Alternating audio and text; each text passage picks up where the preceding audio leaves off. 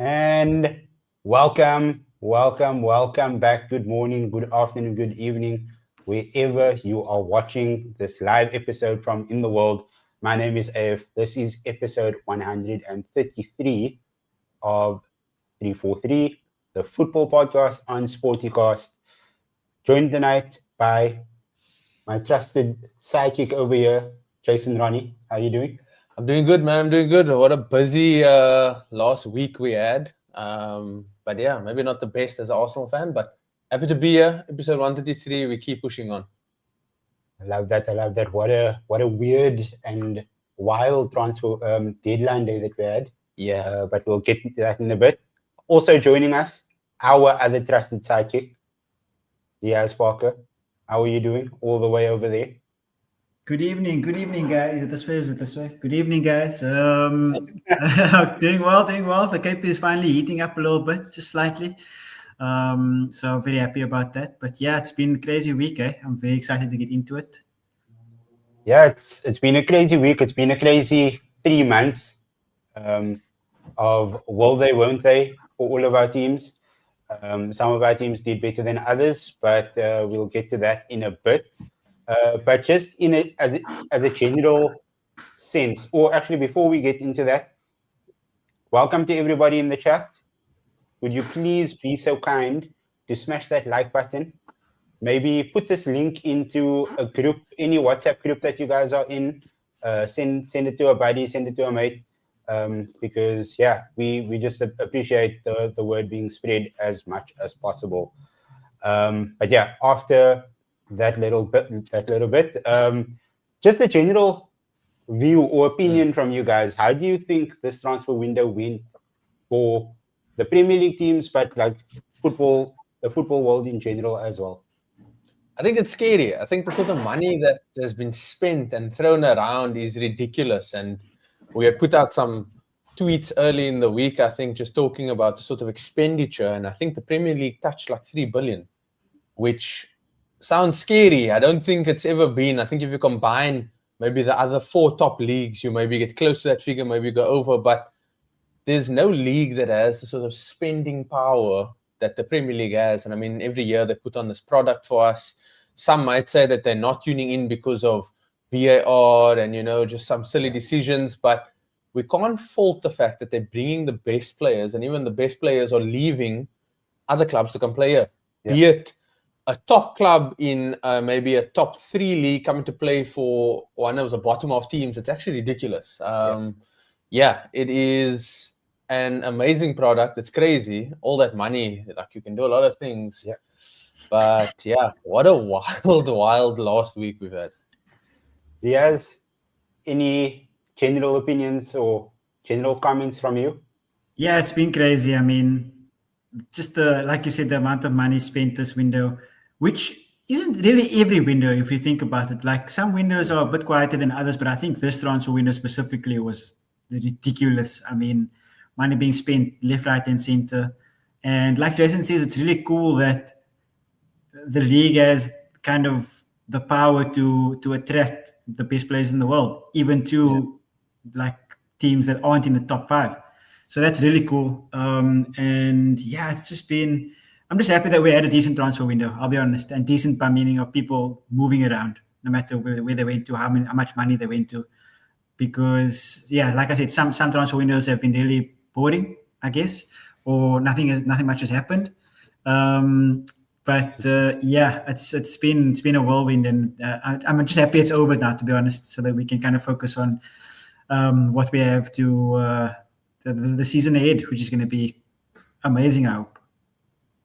Yeah, and I mean we'll get to that in a bit. I just want to touch on a couple of the games from the past weekend. Also, Jason mentioned VAR, and I mean VAR brought the ugly head up once again this past weekend in the Fulham versus Chelsea match. Did either of you guys get to watch that live? What were your thoughts in that moment? Because I thought that Fulham were extremely hard done by from the offset. Yeah, no, I didn't actually get to watch it live. I was following a bit online, and you see some of the outrage, and you think, okay, it can't really be as bad because what we see is just still images, and I wasn't able to get footage of it. Then you watch it back, and you think, like, how is this possible that we have this type of errors every week? And the thing that gets me the most is that they say it's not a precedent, or they wanted to set a precedent rather, but then you find several other instances where they didn't enforce the law, and it's like, it's so selective, and you literally, there's no need in saying, this set of fans complain a bit too much, or they always feel like because it's going to happen to your team, whether it is a glaring one, whether it's something that's a bit niche. I think back to the Crystal Palace goal in the first weekend. There have been so many instances where people have encroached on walls and it's never been penalized, and then suddenly Eze scores that free kick, and then we're going to pull it back for that specific reason. So it's just, I think that's probably leaving a sour taste in your mouth, because every week you pray that it's not happening to your team. Yeah. You also can't celebrate when it happens to your rivals, because it literally could happen. If it happens a Saturday, it could happen to you on the Sunday. So yeah, it's just upsetting, man, especially Fulham, who I think they did well. When I watched the highlights, they had done well to sort of stay in. They were bossing that. They were in it, and he disallowed those goals, and then Chelsea to get those two.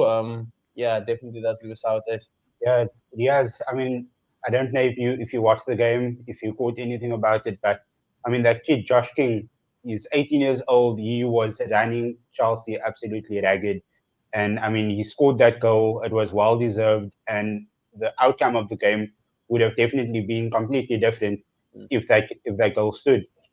Yeah, 100%. And like you said, I mean, Fulham were bossing the game up till that point, and they scored a really good goal. Like, the goal was it's not just like, okay, any other goal where it goes in and it's offside or randomly just gets disallowed, but it was such a good, well-crafted goal, and was everything that Fulham deserved up to that point. And for it to be disallowed in such a way where, I mean, it's ridiculous, to be honest with you. I mean, for example, like if the referee had given it on field and the goal was scored, fine, I guess we can deal with that. But like, for them to interfere in the game, to tell the referee to go and look at it and then basically influence him to change his on-field decision for something like that, it's just unbelievable. And then we know that it's wrong because they came out with an apology.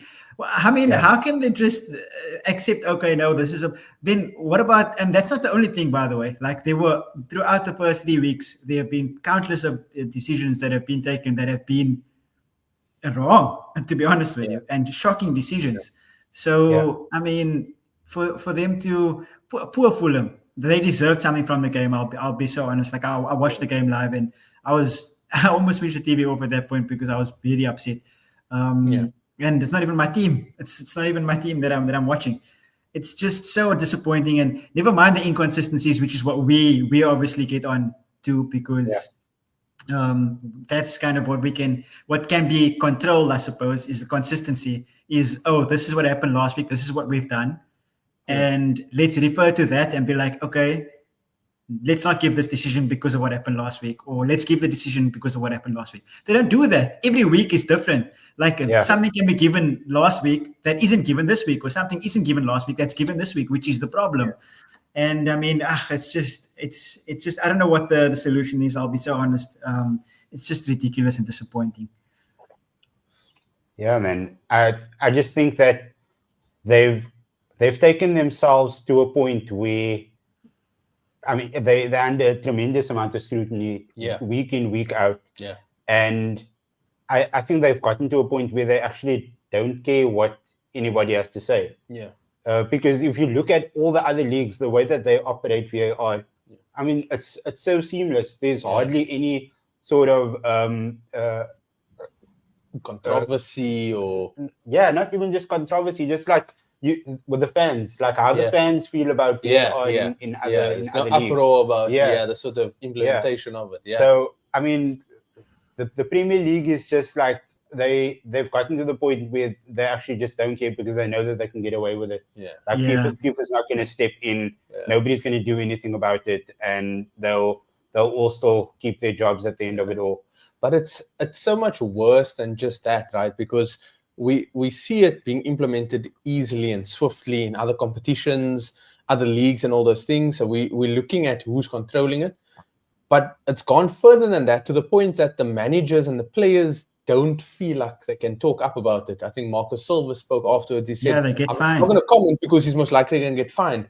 So as soon as you critique them, then they come down even harder and they say, you know what, because you've questioned the system, we're now going to fine you. It feels very dystopian, right? It's a dictatorship for like sure. It's crazy. Yeah, so we'll hurt you. Everybody can see it, but you can't complain about it. And that's, I think there's bigger things. And then they still apologize afterwards. Eh? And then they still apologize. Like, you're not allowed to complain about it, but they can apologize for it. So how does that make any sense? And then everybody must just be okay with it. And it's like, it influences so much. I think back to the year that Sheffield had that goal disallowed against Villa. And they were then relegated. And I think Villa stayed up. And in the following season, they got Europe and they got so much money. And the ripple effect might not be seen in that week, but it is long lasting. And Sheffield are still struggling, and it's not looking good. But what are they in the relegation zone in Championship now? No? Like and I think they just survived last season. Well, maybe they're mid-table, but I mean, it's very polar opposites of what happened from that singular game almost 3 years ago, maybe. And it's ridiculous. Yeah, man. I mean, like, this isn't going to be the last time we're going to be speaking about VAR this season, most definitely. But let's get on to what we were supposed to be speaking about in this episode. And that's a bit of a recap, but we're doing things a bit differently. So we have top 3 transfers of the window. All of us are going to be picking those. And then we're going to do value for money transfers. We're going to be winners of the window, losers of the window. And then we're going to have a bit of a hit or miss segment at the end, where I'm going to be asking Riaz and Jason. I'm going to be putting players, punting players to them, and they'll be saying if it's a hit or a miss for those teams and why. So let's get it started. Riaz, I'm going to start with you with your first top transfer of this window. It doesn't have to be in any order. You can just give any of your 3 transfers, and then we'll just go around in order. So not my value for money transfer. I must keep that in the whole. Just the top transfer. Okay. Yeah. Just the top 3, right? I'll take the low hanging fruit then, if that's the case. I'll take Isaac. I mean, it's the biggest transfer in the Premier League history. What was it? Ended up being 125 or something. 125, And the main reason why I want to speak about this transfer is, it was a big transfer, and he's a great player. Obviously, he's Premier League proven. Let's put it that way. But I mean, the real issue is that I'll go slightly off topic. But the real issue is that we're setting a precedent now where players are allowed to go on strike and still get the move, whereas other players do everything right and are unable to get the move, which is absolutely uncalled for and not on whatsoever. I agree that sometimes the teams kind of have a lot of power over the players, and they kind of force the players into certain situations, whatever the case may be.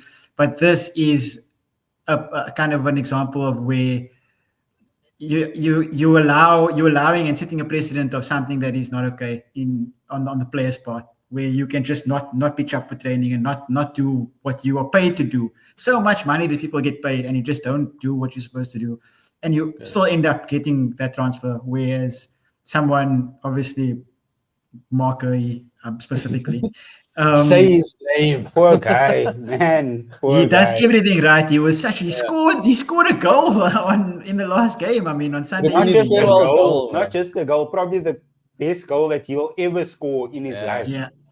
Yeah, agreed. And I mean, it's crazy. And poor guy. I mean, what a professional. I love Marco for this. I'm not gonna lie. And he just has to. Obviously, next season he's going on a free, which is probably worse for all people involved. But it's just my point. Alexander Isak, 125 million to Liverpool is probably the top transfer that I'll be going for. Besides all the other extras. earlier on, I was actually reading an article by Sammy Mockbell from the BBC, where he includes in that article that allegedly on Monday, Steve Parish, the chairman of Crystal Palace, he was at the fitness class up until 6 p.m. with an hour left in the window. Like, I mean, like, we don't know if that's true or not. Like, obviously, it could just be like journalists like reporting things just to like gain some drum traction. up some more. But it's crazy if that were to be true. Like your chairman on deadline day, like one of your players is trying to like get this move done. The move can't happen because Crystal Palace need to sign a proven defender to come in for him. They were interested in Pavlovic from AC Milan.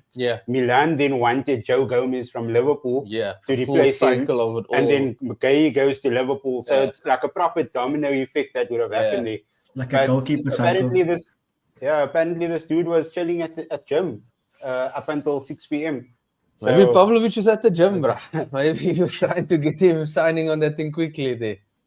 The Chelsea players have entered the chat. Yeah, I see. I see the Chelsea guys. Welcome Austin. Welcome Sadiq. Mariska and the army has arrived. Okay, so wait, is he only giving one? So yeah, we can do unless you want to do all three and then all three and all three. I don't mind. It depends. Are you gonna go off topic on all of them, Riaz? I'll just give a quick. I'll just do a quick last two. João Pedro for 60. I think that was a really good transfer. That's why I just accepted it when you gave it to the option. João Pedro for 60. I think that was a great transfer. I think Chelsea are going to get an amazing and like I was debating on whether to put him value for money, to be honest with you, because I think he's going to be great this season. João Pedro for Chelsea, and he's going to fit into that system really well. Whether it be anywhere in the front in the front four, you can play on the left, on the right. It's a cam, it's striker. He's all over, and his level doesn't drop, which is crazy. So I think that was a really good transfer for them. And then the next one I'll go for is Madueke. I think Madueke was really good. I think he flies under the radar. To Madueke to Arsenal. Was it 52, 53, somewhere around there? I think 50, And give or take 50 around there.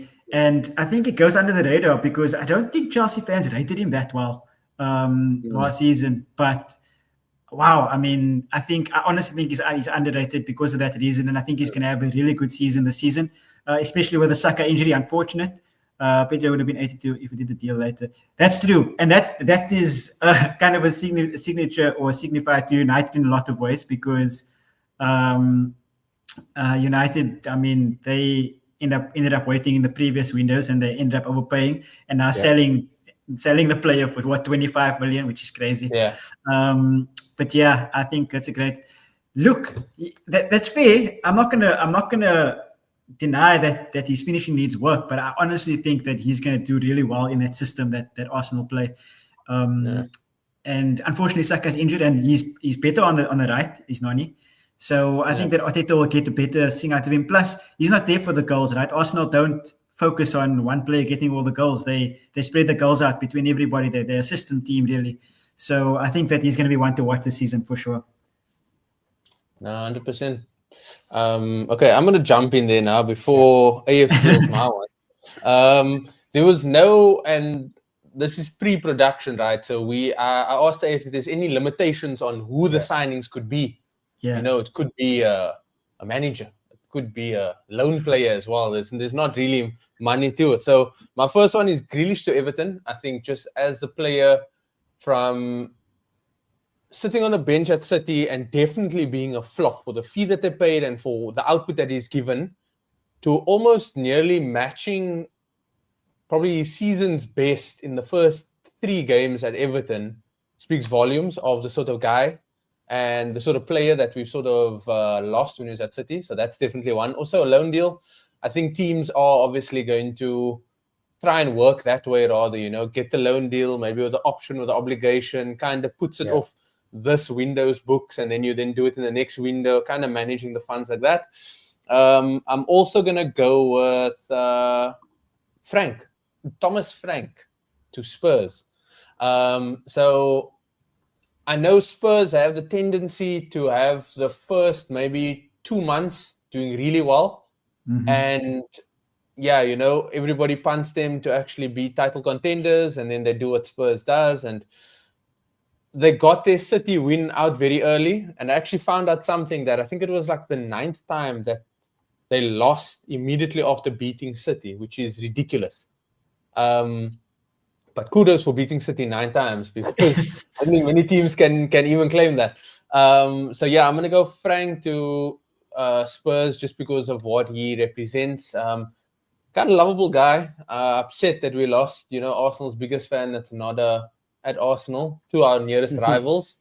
But don't worry, there is still Daniel Farke at Leeds. He also spoke highly of us. And then Ramiz, I haven't forgotten, Eze to Arsenal definitely solves the biggest problem that Arsenal's had, and that is more direct running and more creativity coming off the left, but also centrally. So yeah, putting Martinelli on the bench.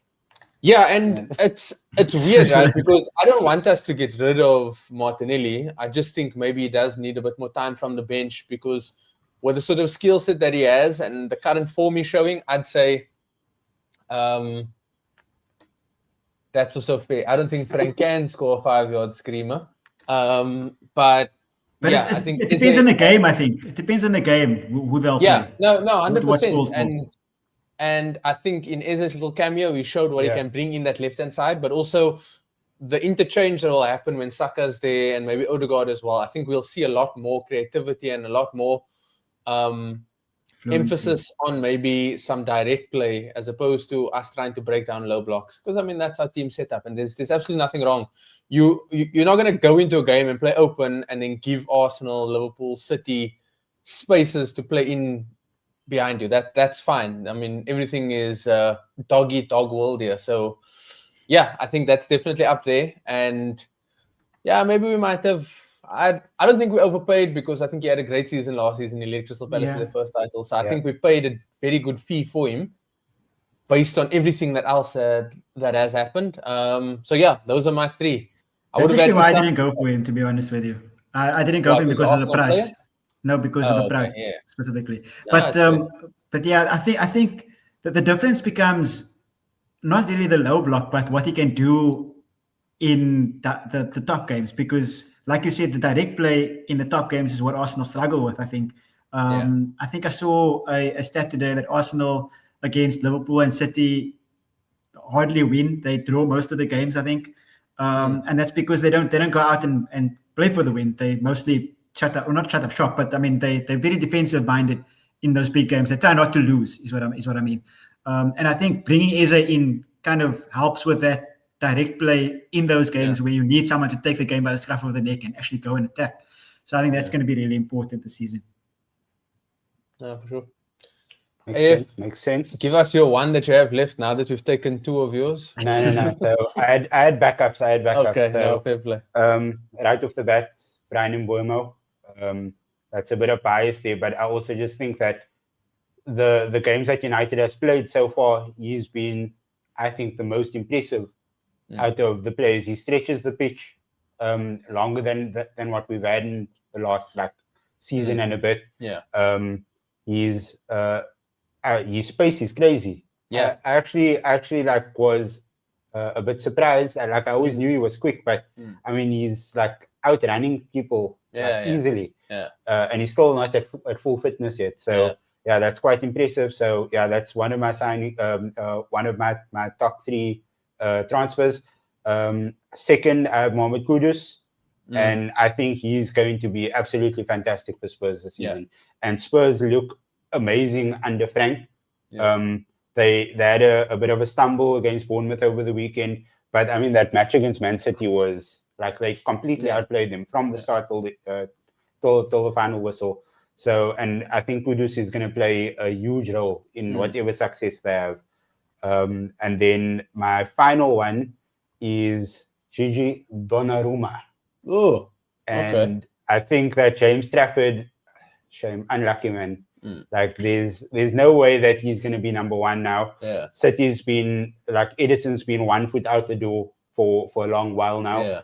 And I mean, Gigi Donnarumma coming off a treble win last season.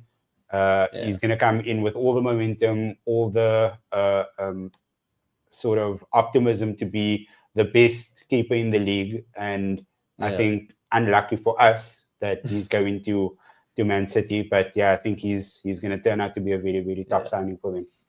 Look, he's obviously no laments, but I think he'll do just fine. But I think something has to be asked though, because they've now Edison's gone, right? Edison's left. Edison They've left. still got Steven Ortega. They've brought in Marcus Bertinelli from Chelsea. Yeah. They just signed James Trafford for 31 million. Yeah. And then Gianluigi Donnarumma for 29, which also doesn't sit right with me, because you, like you're saying, a treble-winning keeper going for 29 is ridiculous. There was 1 year left on his contract, and I think PSG wanted, because they were never going to offer him a new contract. Another one. So just take what you can get. Damn, man. The thing is, Chelsea's paying, Man City's paying 29 million, but then they're paying over the odds for his wages as well. So that's going to keep on jacking up the funds for them. Okay. I mean, because Donnarumma was one of my bargains, because 29 million for that is cheap, one of mine as well. Cheap. Yeah, value for money. It's complete value for money, and like you said, he's a treble winner. He's one of the best keepers in the world, and I mean, it's going to be interesting to see. I mean, Grealish as well was one of my value for money signings as well. But and I just love watching him play. To be honest, Jack, he's amazing. I just love to see him on my screen every week now. Yeah, so let us know in the chat who you guys think were.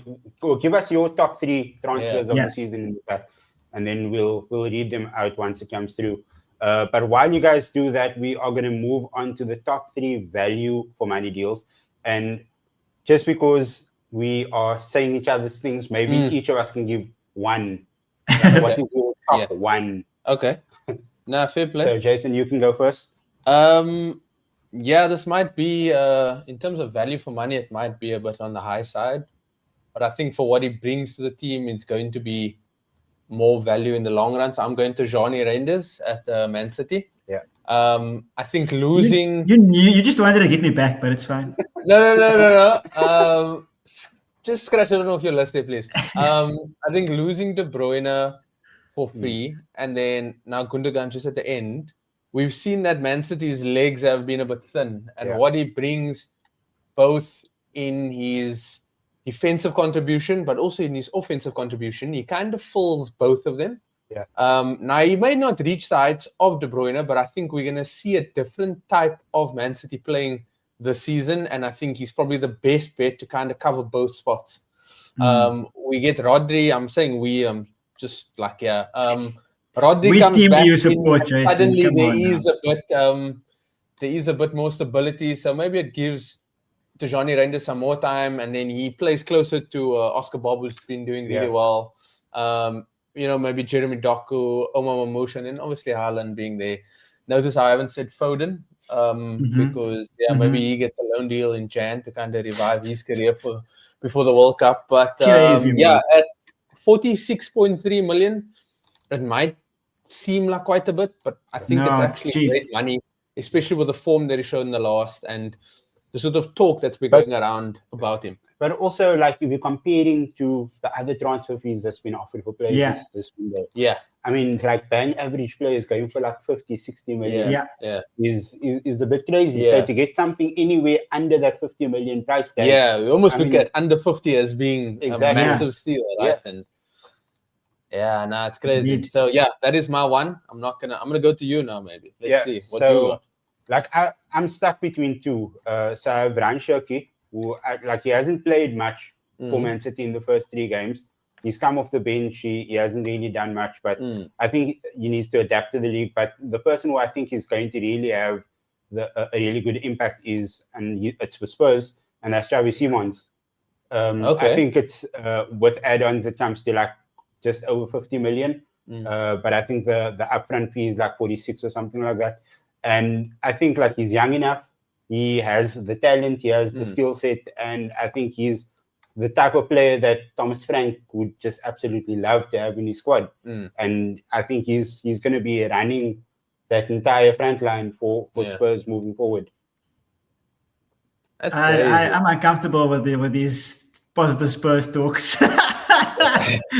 He's not used to it. Yeah. I'm Like, this uncomfortable. is how it feels like. Yeah, this is what we always do. Yeah, we got a comment from Ramiz. He says he remembers when 30 mil was a lot. It's nice to know that you had 30 mil, Ramiz. Thanks for supporting the channel. It really helps us. But yeah, no, I think back in the day, those 30 mil signings used to rock, eh? Yeah. And now you're looking at 30 mil being James Trafford from Burnley to Man City. That's like ridiculous. That's for a goalkeeper. It's crazy. Yeah. Okay, Riaz, talk to us, man. Who's Me? your guy? Okay, so obviously, like the two we spoke about today, Donnarumma and Grealish, I think that's self-explanatory value for money deals. I'm gonna go with keeping it in London. I'm gonna go Mosquera, the centre back for Arsenal. I think He looked good over the weekend. 13 million. Oh, when in a world where you're selling Gerald Kwanzaa for 30 million. Yeah. 40. I mean, Kwanzaa win for 40. Yeah.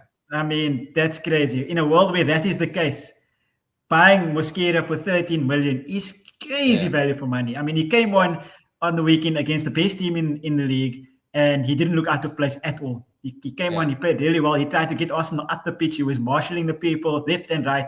He's like, he looked to his left. He's like, Zubamendi, what are you doing here? Get up the field. Like, he was doing so well in place of Saliba that I thought he was really good. And it surprised me when I looked up how much he was worth, and it came to 13 million. I thought that can't be right.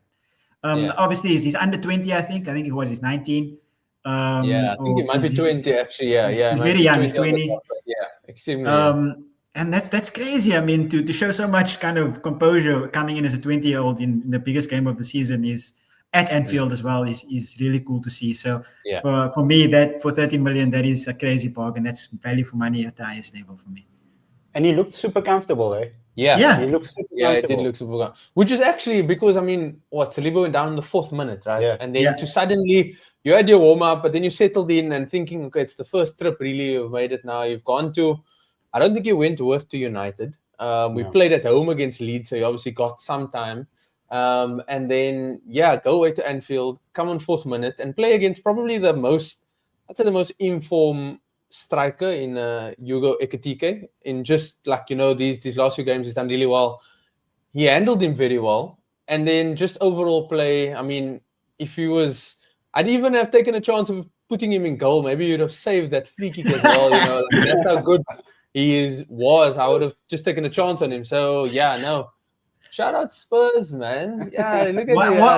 What do you mean? Just shout me out. Don't shout out the team. Don't shout out Spurs. But listen, I'm gonna find something to you real quick. So you have Gabriel and William Saliba. That's your starting pair, right?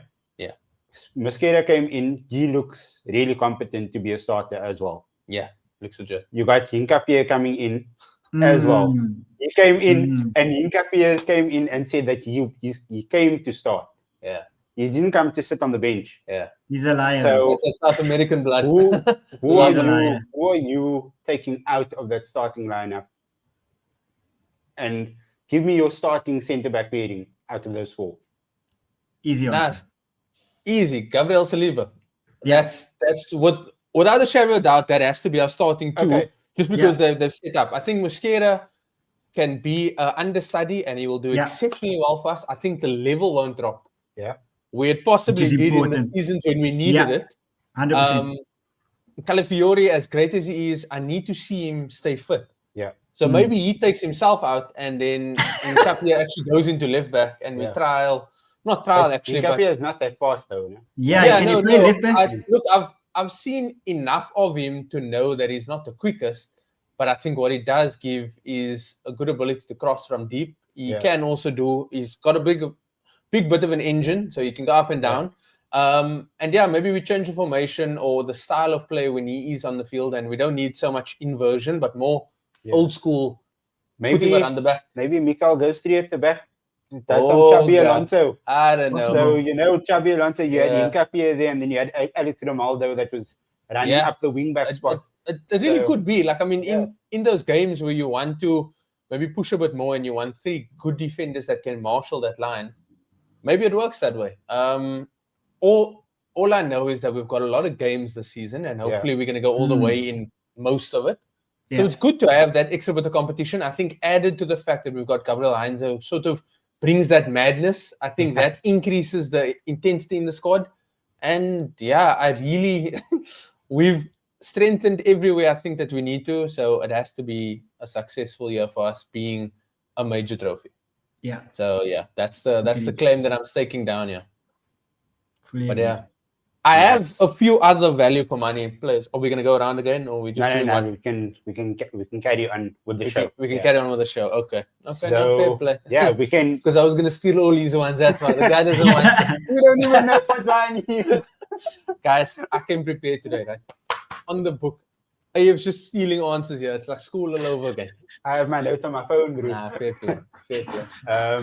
Okay, winners of the window. Riaz, tell me who you think won these past 3 months of the transfer window. Easy answer, and it's Arsenal for me. Easy answer. I think Arsenal have, like Jason just said, I don't have the piano at the back. I'm not in quarantine anymore. They just don't want me there at HQ. But one day I will come out of the door. One day. One day they'll let me out of the door. They'll unlock me there at the back. Yeah, like Jason just said, I think Arsenal have strengthened in all the places they needed to strengthen. The squad depth in that team is unbelievable. Like, I was looking at the bench on the weekend against in that Liverpool game, and it looks really, really good. Jason put it really well. That if other people come into the team, the levels won't drop. If anything, it'll pick up, and that's the important part of having such a good squad, is that if you need to make changes, or if somebody gets injured, or you need to rest some players, that the level in the squad doesn't drop. And I think Arsenal have strengthened so well in the places that they've needed to, that the level kind of won't drop. And I think that's why, for me, that they've kind of won the window. I think there's a case for Liverpool as well because of how much money they spent, but it's clear to see from the first 3 games that they need time to kind of embed in the system.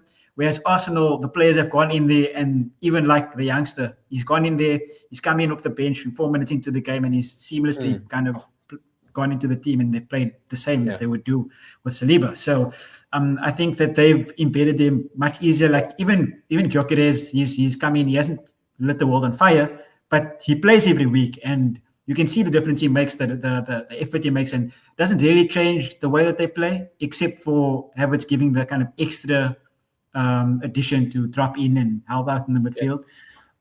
But yeah, I think Arsenal have had an amazing window, and it would not surprise me at all if they go on to win a major trophy. And honestly, if they don't, they're on fall. I mean, they have no excuses. They now have no excuses for the season. Yeah, I think they'll. Yeah, so I 100% agree. That was actually my first one, and I mean that might be biased, obviously. Liverpool also on there, but I think Arteta's gotten essentially everything that he's asked for. Yeah, and whilst maybe rivals shouldn't be too mad if he stays there and he still doesn't win anything, I think questions will then be asked about him. I mean, look, it is his first major club that he's coached at. It's his first head coach role. So you can look at all of that, but then there also comes to a point where, okay, you've been given stuff now, so let's see what you can do. So yeah, I 100% agree. I think major trophy has to be soon. And by soon, I mean this season. I think the key for us is we just need to win something. So if it is that Carabao Cup in Feb to sort of kick us into that drive, I'll take that, because it means we actually, the group of players that we have, win something other than a bogus preseason tournament where it's one game and we're playing against a Chinese 11, the best 11, and Zhao Mingping is playing there, So, I will say that Arsenal definitely the winners. Liverpool, I know lots been said about the money that they've spent, and I don't like the way the media is now suddenly talking about net spend all of a sudden. I agree with you, but Jason, I'm going to come in because you tweeted that, and I was waiting for this opportunity for you to bring it up. No, wait. Okay, before I say or allow you to speak, let me just say what I want to say, because it's not focusing too much on the net spend thing. Yeah. It was more just an extra point. But what I'm saying is, I think every team wants, or every fan wants their team to continue success. And the steps that Liverpool have taken show that they want to continue that. So they had a good season last season, which was supposed to be a transition season. I think they overperformed on a lot of metrics, and nobody expected Slot to actually win it. So but what they've also done is they've effectively brought in players that can sustain that level of success. Whether they've strengthened as good as Arsenal across the board, I don't think so. But they've got enough to keep them trickling over for at least this season to compete, and then they phase out maybe some of the older guys. So yeah, the net spend is probably just a personal gripe that I have with the media about how suddenly things get twisted, like if you can sell well, then you can spend whatever you want to. It's okay to say that a team spent a lot of money. It is fine with that because they've also backed up what they've done. It's the same way, like, okay, City is a different case. But yeah, go to your point because you've now seen that I've retweeted something. Agreed. And I think that's the difference between City and like City spending, which is unabandoned, like they just spend. Whereas people are complaining this season that how is Liverpool, like I think that's my issue with this net spend situation, is that people are complaining that, how are they able to spend so much money? Just do the research, dude. Like they spent 15 million last season on one player. They made no other incomings. They've won the league. They went to the Champions League quarters or whatever, under 16. There's money there. And they sold 200 million worth of players. So how are you complaining that, not you, like people, how are people complaining that, I mean, they spent 400 million and it's ridiculous, PSR get them this and that, when, I mean, it's clear to see that technically they have money. They actually, if anything, they actually still have money to be able to spend, which is crazy. And that's just my interjection there. That's fair. Look, it's also wild, right? Because I think the scrutiny at the under is previous years, Liverpool didn't talk about spending. Klopp was very adamant that, how are you going to compete with a team that signs a striker worth this much? And they break the British transfer record in the same window twice. So you see Wirtz, who hasn't done very well, right? Who hasn't, that tag is pretty heavy. And if you're going to reduce him to say that he's really good based on a second half performance against Arsenal, people are saying, this is what the guy can bring. It's like, I don't think if you cost that much, you can do that. But then to also sign Isak for 125 is like ridiculous. I think that's where the sort of all of the eyes are now on them. So I don't think they can claim that they don't spend. They've obviously shown us that they can. I want to know from you guys, if we put that expectations on, okay, they spend this much, they have to win everything. Do you think that is 100%. The case? 100%, right? This is the team that won the league. They've now added 400 mil worth of talent. They now need to win. They've added arguably the best striker in the Premier League to their team. Second best. And second best. He obviously thinks Visser is better from his fourth team, Brentford. Man, like, I mean, if you're buying Isak, you should be. I mean, you have Isak, you have Iketika hit the ground running this season. He's been in the goals. He's been one of their best players. Salah has been basically playing on the sidelines, no pun intended.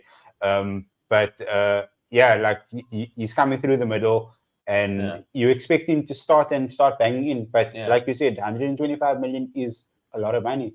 Like we see how it's affecting Beerts over here in the middle. He's doing absolutely nothing every single game. He's probably going to be a candidate for 007 at this rate. But not if Tesco gets their first, my bro. The difference is that Wirtz is playing 90 minutes every game. Fair play. That's the difference. And Wirtz had a full pre-season with Liverpool. Okay. I think came with backup. He's backup. He's backup. I just on that note, I'll hate Sisco for the rest of the season, by the way, because he obviously he axed my boy to Napoli. So I'll hate Sisco for the rest of the season. But on another note, how I feel. Now imagine how I feel. It was riding, bro. It was riding with this guy. I'm so sorry, guys. On that note, I think you brought up Sisco. I didn't think that we were going to turn it in that way, but I forgot there's two Hoyland stands here on the show with me. My thing is, I do agree that they have to win, but I'll give them 2 seasons because I think that this season, if they don't win, I think it's acceptable because they play. It's like a transitional season. New players are coming in. They literally, obviously, have to get used to playing together. So, like, I understand if they don't win anything this season. It's understandable. But next season, if they don't win anything, I think that then there's serious issues, especially with how much they spent and being able to win something without spending anything. And now having spent all that money and having everybody play together for a whole season, if they don't win in the next season, I think it's serious issues.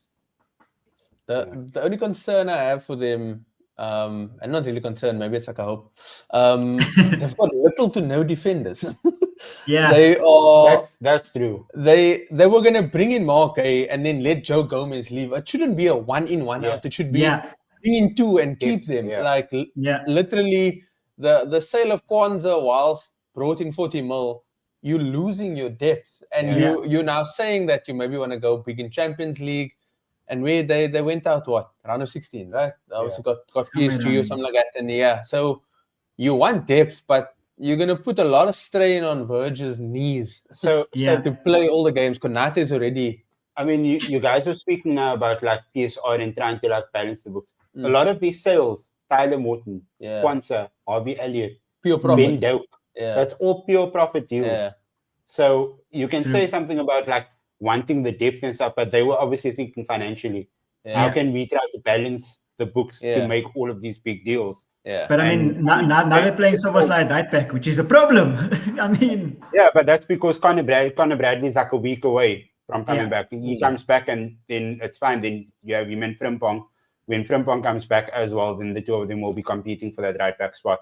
But you never know, in about a year or two, you'll probably be selling Conor Bradley also for about like 70 or 80 million to make pure profit of that. Fair play. But like let's just go on to the losers of the window. And I think I'll start with this one. For sure. And I think it is Brentford. I think they might have brought some guys in, but losing Burmo, Wissa, and Thomas Frank in the same window. Christian Norgard as well. Christian Norgard, their captain as well. Flecken at the back, their keeper. Flecken might have been a win for them because he's absolutely... well, not the way Keller played on the weekend. Also true. But like those, pure profit, those ones are like, I mean, Brentford's they'll be lucky to stay up this season, in my opinion. They've lost their spine, they've lost the experience. They've lost the coach. I mean, the guy that was literally steering the ship in the right direction. Since they've been up there, I mean, he's told us that they came up. And like he always fills that stadium with such good vibes. I mean, to see all of them go in the same window, I can't look past Brentford to find another loser of this window. Okay. I'm going to look, just because we haven't mentioned it, I'm going to have to say it. I think United possibly losers. Not a bad Reason being, so they've already had 2 bums of keepers, and they signed a I wouldn't say virtually unknown, but a up and coming keeper where you wanted maybe some more stability. I think if Donnarumma was in, I would have maybe broken the wage structure because that immediately gives your spine a bit more stability. I think there was an offer for Bruno, and whilst it would be hard to lose him, that money would have been better placed in getting a solid CDM.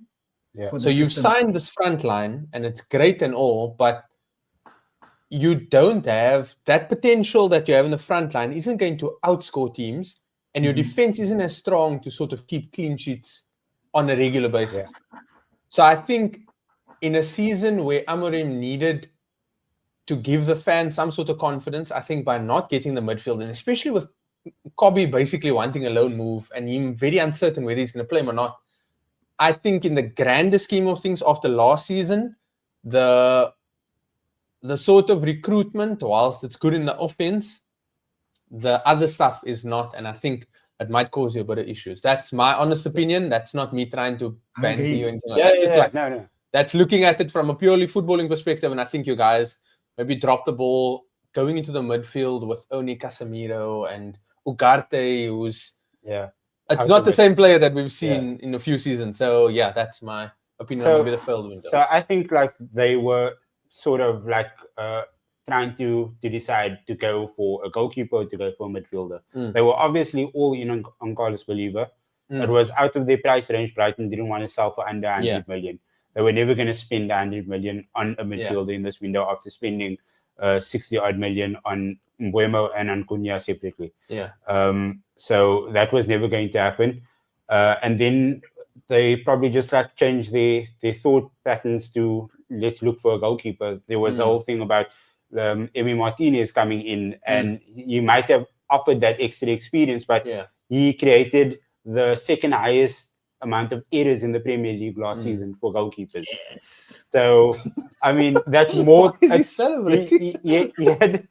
more errors than Alda combined. Which is a wild son of a gun, that boy. But that's just because neither of them played consistently. That's why. But I mean, the facts are the facts. The facts are the facts. Agreed. Now he comes in, like, what sort of confidence does that give for the rest of the team?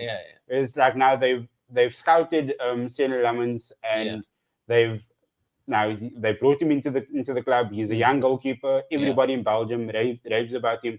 But he's young. Like, he's coming to absolutely cooker of of a team. Like, no matter how poor it is, that he's still Man United. So and I mean the Premier League is the most difficult league in the world to play in.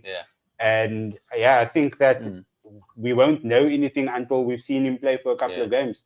But I don't think that United have had that bigger window. The fact that we've gotten so many players out the door with obligations to buy, like Garnacho wanted out, we sold him. That was pure profit for us. Anthony, he was crying. He wanted to go back to Betis. Okay, cool. We lost a lot of money on that deal. 50 million. But we've got him off the books. Like, he's gone. Marcus Rashford's gone on loan with an option to buy. There's no obligation, so he can still come back. And then Rasmus Højlund, man. Is that obligation hurts me. Obligation. That's obligation, bro. It's so upsetting. I hope that they don't make, but it's naturally they won last season. I mean, they're gonna. There's no way that they don't make Champions League. As hard in this open games, like they've won it later on. But that hurts me so much. It is still it's the word. It's terrible, to be honest with you. I hate it. But maybe with that obligation, also they just pay that penalty. Chelsea did it with so there's been reports that they actually made sure to not include those penalties. One of those penalties again. I was like, well, okay, maybe you guys did something right this window then. No ways. No way. Like an afterthought now. Look, just on this United thing, right? My situation is that, like, I'm inclined to agree with you, Jason, because like you loaned away your backup striker, and you currently play with a number 10 or two different 10s in that striker role. And you don't have another striker to put in there. So why are you letting him go? I mean, it's all good and while you bring in Šeško, who is 22. And he wanted to stay. The guy exactly. Such a huge Man United fan. He was like cheering him on. He wasn't in the matchday squad, but he would still be right there in the stadium cheering the guys on. Like, he like. I mean, it makes no sense that they let him go. It made no sense to let him go. I mean, now the issue becomes you have Mason Mount, who is currently playing really good football, and someone that I love, and I think is really good. But he got injured. He literally gets injured. But I mean, like, over the weekend, he got injured half time. But I mean, like, you have him, and you have someone like Bruno, whose position is a 10, and you go into the season thinking, okay, we're gonna put Bruno into a 6. We don't need another midfielder. We're gonna put him into the 6, and then we're just gonna buy an attack, and everything's gonna be sorted. Which is ridiculous, because that's not Bruno's position. You see now how in that game against Grimsby, there was at one point, Bruno was the deepest lying player on the field. I was so confused. How are you letting Bruno at one point? I mean, it's shocking. It's just shocking all over the board. So I mean, I'm with you on that one fully. Cool. We'll come to our last segment, and that's the hit or miss segment of the show. So I'm going to ask you guys, I have like 4 players that I'm going to be asking you guys, and it's going to be individually asked. So I'll ask you one player and I'll ask you as a different player. Okay. You're going to tell me hit or miss, and you're going to tell me why. Okay. Like, Like what- live like- reactions, and people, Yeah. I don't know anything. Neither AS do phone I. has been locked this whole time. He didn't mention anything. No. That's But You is see this it's for the locked in future? Are we hit or missing, like, if they're going to be this good season. this season? how or- they're going to Yeah. perform this season. Yeah. Okay. Like, is the transfer a hit or a miss? Okay. Yeah. So, Jason, Mateus Cunha, hit or miss? Yeah, it has to be hit. It's a difficult one. It's a It has difficult to one. be hit there. I mean, if he's able to stay fit, I think he gets a lot of goals in that Yeah. team. He did exceptionally well for Wolves, and that was in a team that underperformed most weeks. So yeah, I think he will definitely be a hit. I think playing once a week, very similar to what he was doing at Wolves. It's gonna be like he's just gonna feel so much better, but he's gonna be playing with a few more better players. So yeah, Literally, since they're out of the Carabao Cup now also. So Mhm. yeah, Maybe literally 2 games a week for a long literally, time. yeah. I'm gonna go Cunha to hit. I like that. like that. Here's Alejandro Garnacho, hit or miss? This is so difficult because I don't know if he'll get a lot of game time. I'm gonna go hit. A strange hit, because I think that what Austin said last week. So if you weren't there last week, but Austin brought up a good point of they're buying Garnacho so that in a couple of years' time they can sell him for a better To price. Arsenal, yeah. Everybody And I can think see that's a good written in the call. skies. And I think Yeah. that he'll go there and he will, because you also have to take hit or miss as like you have to judge it on how much minutes he's going to play. So I don't think he'll play a lot of minutes, but I think when he'll come on, he'll make a difference, and I think he'll do enough to kind of justify a 40 million price tag. Let me put it that way. So for me, Alejandro Garnacho, I think it's going to be it. I think he starts every game, but Every game. I Every think he starts game? every game. Yeah.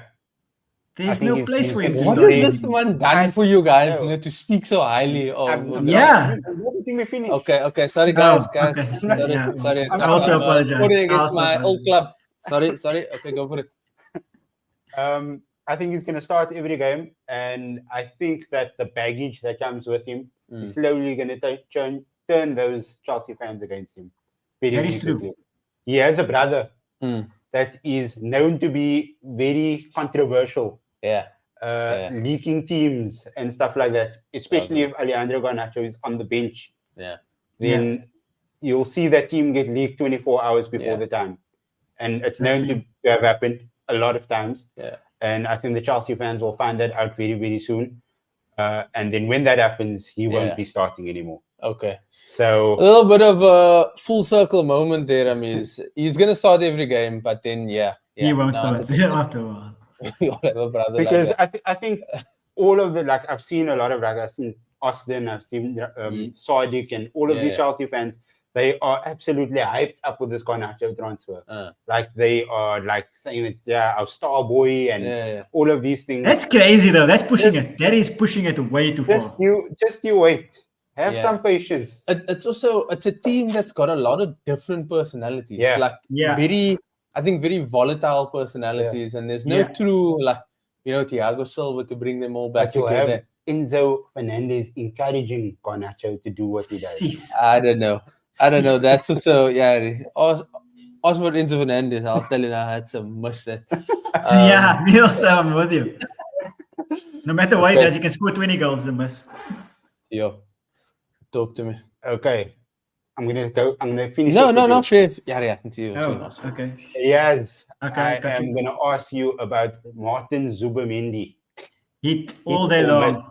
Hit all day long. He's ready. You can see his kind of influence on the team already. He's come in there. He makes the team tick really well, and he breaks up the play. He allows also Declan Rice to kind of do more Declan Ricey things, being more box to box.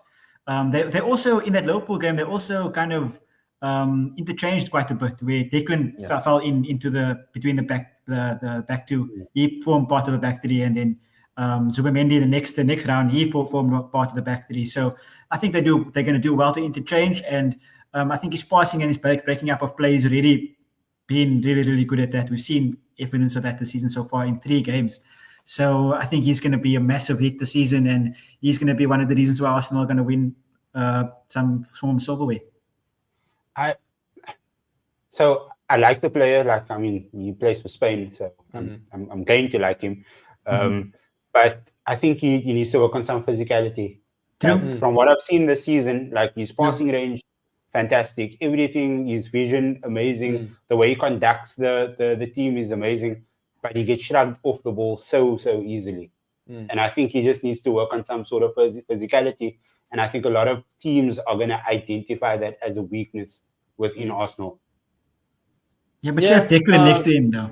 You have Declan next to him, so it's also. I mean, look, I think the first game he was against United, never easy game. I do know he came off the flu or something. I'm just wanting to sort of contextualize it here. It sounds like I am. But no, I think it has been a bit of a concern for me because he seems a bit shorter than maybe, we had Partey there, sometimes we had Rice and somebody else there. Valid claims. It is, I think, a very physical league.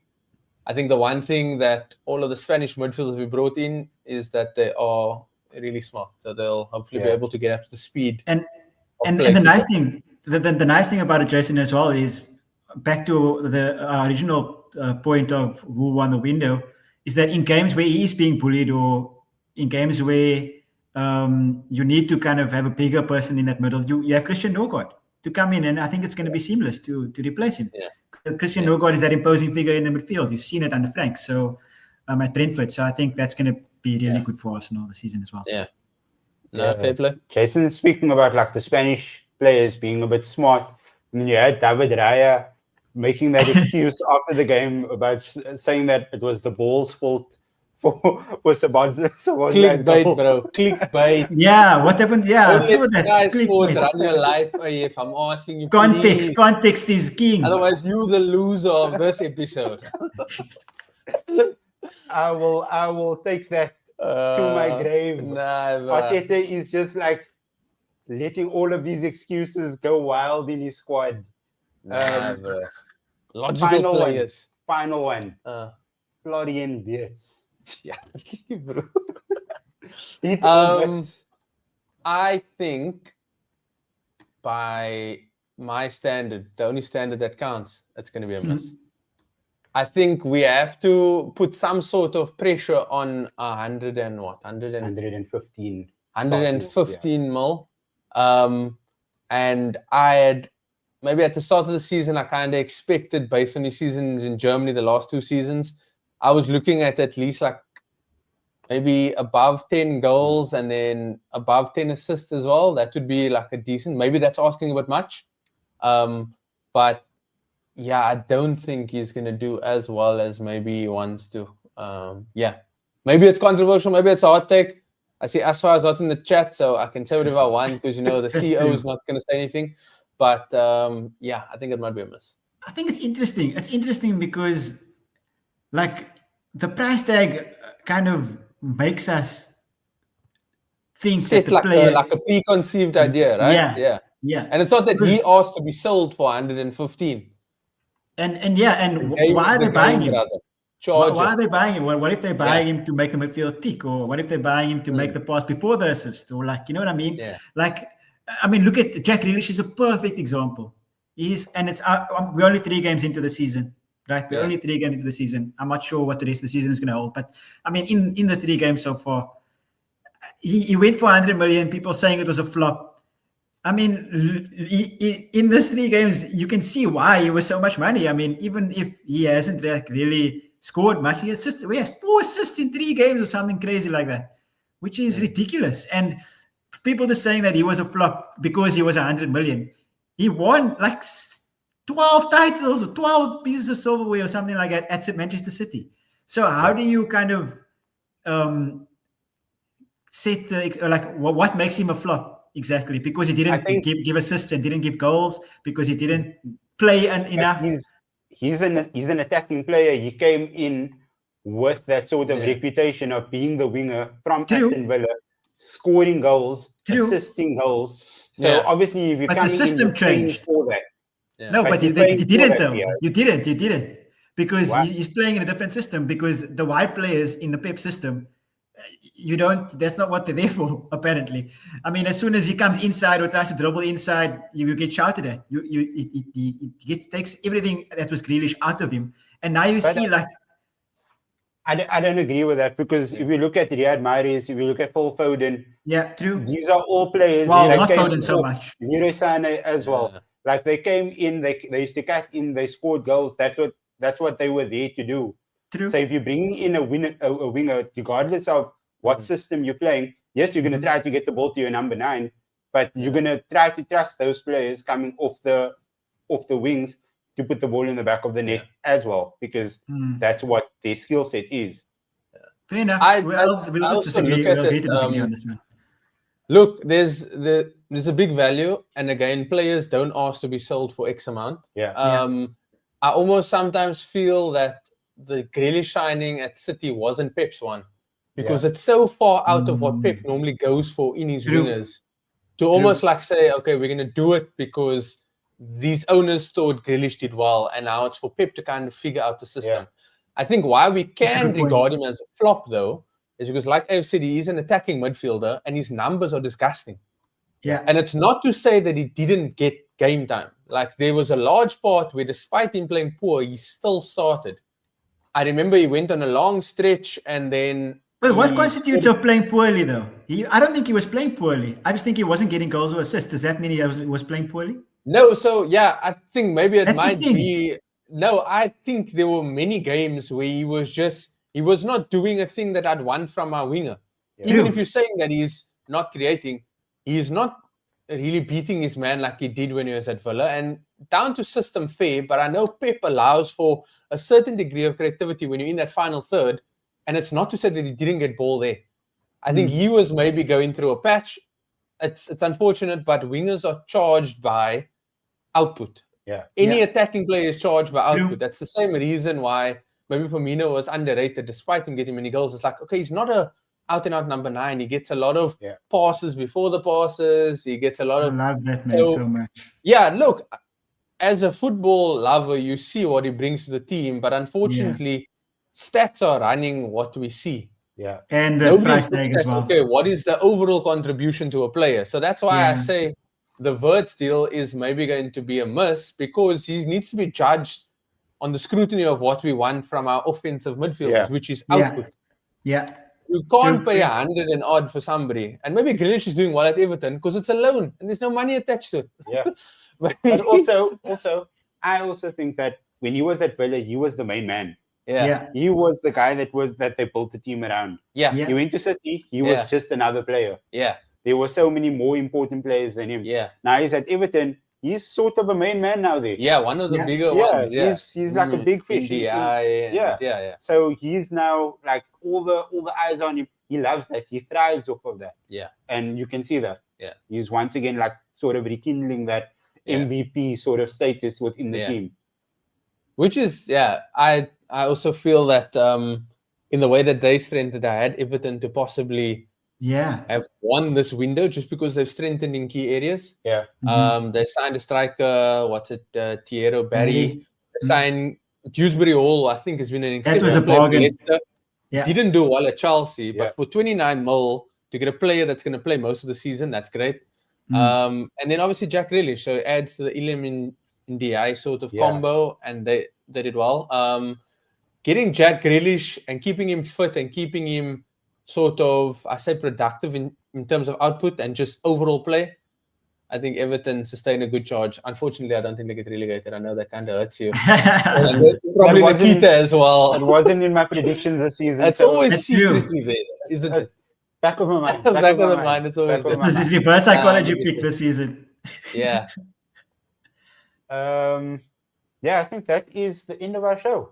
Yeah. I think that we ran our course. Can I ask one more question? Sure. Just one thing. Sorry, I'm looking at the order we were talking about which squad is most equipped. Now, we've seen promoted teams in previous years spend bucket loads of money. Have you guys seen what Sunderland have been doing? They've literally been signing anybody that's there. They signed like 2 players from Ajax. Leipzig. They signed Brian Bobby. They signed Bertrand Traore. Welcome back to the Premier League. Granit Xhaka, welcome back. Enzo Lafie. They signed, I think, Simon Adingra. Simon Adingra, Adingra, 20 mil as well. They signed I think he played for Leipzig, but he was Feyenoord's captain, Gertrude or something like that. They've spent a decent amount of money. Do you guys think that they are possibly equipped to survive the drop? Good question. They were in my predictions to go down, but after the window that they've had, if they can get this unit to like click and gel, a cohesive one, I think that they can definitely stay up. And I think Siad also in that predictions episode, he said immediately he thinks Sunderland's going to avoid the drop. So I think that they should be fine if they can get this unit to play well together. Yeah, it reminds me a lot of when Nottingham Forest first came up. When Nottingham Forest first came up, they spent. I mean, they had Renan Lodi playing on the left and what Montiel or someone playing on the right. They signed all of the forgotten stars or all of the and they loaned all these players and they just got all of them come in and just took time to help them survive. So it reminds me of that a little bit. So I think if, like I have said, if they can get everybody to play together and gel together, then they'll have a good season, I think. And not just like surviving, I think they'll have a good season. Yeah. No, for sure. Shot. I agree. Anytime. But that is all for us today. That was episode 133 of 343. Like this video, share it, comment on it if you want to. Let us know what you'd like us to cover in future episodes. Next week will be the Manchester Derby, and it will be featuring the Manchester Derby, the couple Ash and Migs. You might have seen them on TikTok and on Instagram and on Supersport. And I was going to get there. Jason the trailer, guys. I don't know what you're putting this, but it is done. Like Jason's like interrupting me every single time before I get to my point. I'm like Arsenal, just giving Netflix trailers here. Sorry. Okay, as you were. Spice and intrigue to the show, guys. This is what we bring every week. Yeah, as Jason said, Ash and Miguel, they are both on Supersport on the weekly in the social corner. And Ash was part of our Women's Day episode that we did a few weeks ago as well. So tune in next week. It's going to be a fun one. It's not every day that we have a couple on the show, especially since they are going to be supporting teams on the opposing teams for that fixture. We're still waiting for Jason and Dan to be on 343 together. But that doesn't work though, AF. That doesn't work because they both support United. Oh, not opposing teams. That is true. That is true. But that is all for us. Jason, tell the people where they can find you on the socials. Yeah, so it's a bit quiet, obviously, with international break. So any more slander towards net spend, I'll be on X at Jason_Ronnie. I think we're just gearing up to next week. There's quite a few big games coming up in the next few weeks. And then for all the golf lovers, we've got Ryder Cup. So I'll be spewing some Ryder Cup Team Europe propaganda. So that's where I'll be at. Yes. Talk to us. Where can the people find one tweet from you? One tweet from me, usually at Park_Diaz on Twitter. Do not follow me on Facebook, please, even though I probably do go on that the most. Also, if you know how to play golf and you want to teach someone who is terrible at golf, hit me up as well, please. Jason, I've been asking Jason for weeks, and we're all busy. So if anybody is able to teach me how to play golf, that would be lovely. Are you talking about PS5? PJ? No, please. Out on the grass. I want to be outside. Yes, get me outside touching some grass. I've been watching too many TikToks with people explaining to me how to swing properly, so I need to actually go and test it out. No, that's fair. That's fair. And I mean, we need to get this guy out of the house, but I don't think you have much time left because he's on the clock over here. But I am at AFParker642 on all social media platforms. We are at Sportycast on all social media platforms. So go find us, follow us on social media, subscribe to this channel, tell everybody you know about us. The more support that we have, the more chances of giveaways we can do in the future. So keep that in mind. But I think that is all for us today. I'm AF. He's Jason. He's Riaz. We are 343. We are Sportycast. Peace.